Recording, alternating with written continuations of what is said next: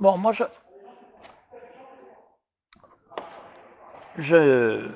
j'ai pas la science infuse, hein, je donne mes réactions par rapport à ça, et peut-être avec la particularité que ce débat, depuis qu'on a fait l'association, on l'a eu un certain nombre de fois. Donc on a d'une certaine façon une habitude. Bon. Si la présidentielle était destinée à résoudre les problèmes qu'on évoque, ça se saurait. Hein?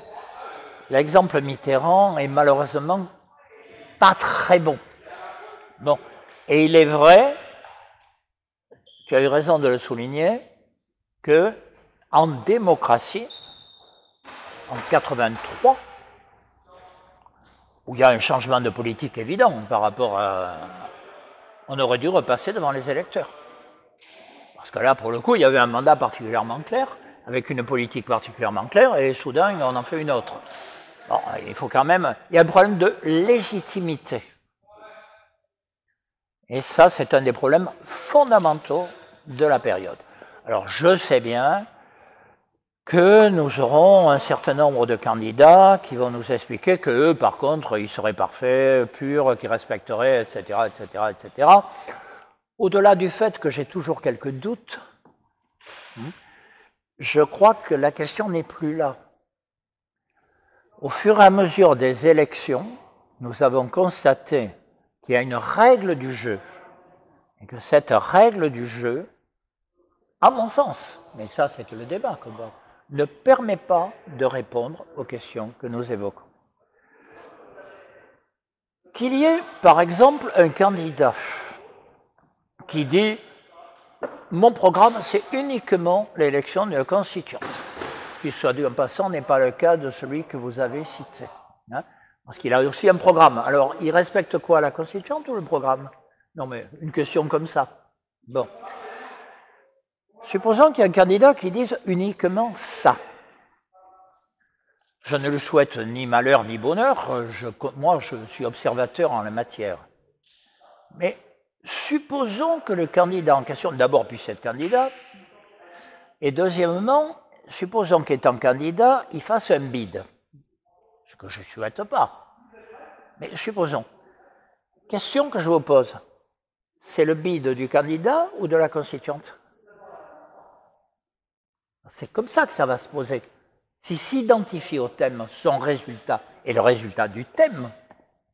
Or, nous pensons que ce résultat ne peut pas être bon parce que le système est fait pour qu'il ne soit pas bon. Il y a une logique d'un système, quel qu'il soit. Je crois, je vais faire un pédant, comme disait Einstein, on ne résout pas un problème avec les moyens qui l'ont créé. Et il est temps de dire, c'est le système qui est en cause. Si on mobilise les gens, les citoyens, j'ai tort de dire les gens, je me laisse aller parfois à ça. Quand on mobilise les citoyens, pour la présidentielle, pour un candidat, il y en a, il est difficile qu'il soit mobilisé pour autre chose qui est contradictoire. Bon. Nous disons, il faut sortir de ces illusions et nous devons mobiliser les gens. Et maintenant, vu les résultats de l'abstention, ça est une question qui commence à exister, pour leur dire non à la présidentielle, oui à l'élection de constituante. C'est-à-dire pour qu'ils se réapproprient ce thème contre ce qu'on leur impose comme système. C'est ça. Mais c'est une logique que je conçois très bien qu'il y en ait d'autres. La nôtre, c'est ça. Alors, j'ajouterai une chose, c'est que la démocratie, et donc la constituante qui est un point de passage vers la démocratie, elle n'est pas en elle-même la démocratie, hein, elle permet de constituer. Bon. La démocratie, c'est une éthique politique. C'est un principe, j'allais dire, presque moral. Mais c'est plus que ça. Dans la période que vit le monde, avec les recompositions géopolitiques, les affrontements différents qu'on voit se manifester, dont l'histoire de l'Australie a été un élément qui, à mon avis, est sous-estimé. Mais on pourra y revenir, si vous voulez. La reconstitution du peuple en tant que souverain est un élément de salut public. Il est nécessaire au pays. Ce n'est pas uniquement une éthique. Ce pays a besoin de son peuple. Il n'y a pas de pays sans peuple, il n'y a pas de démocratie sans peuple. Voilà, c'est ça les questions qui se posent aujourd'hui. Et la France a besoin de son peuple. Ça fait des années qu'elle s'en passe, il serait temps qu'elle y revienne.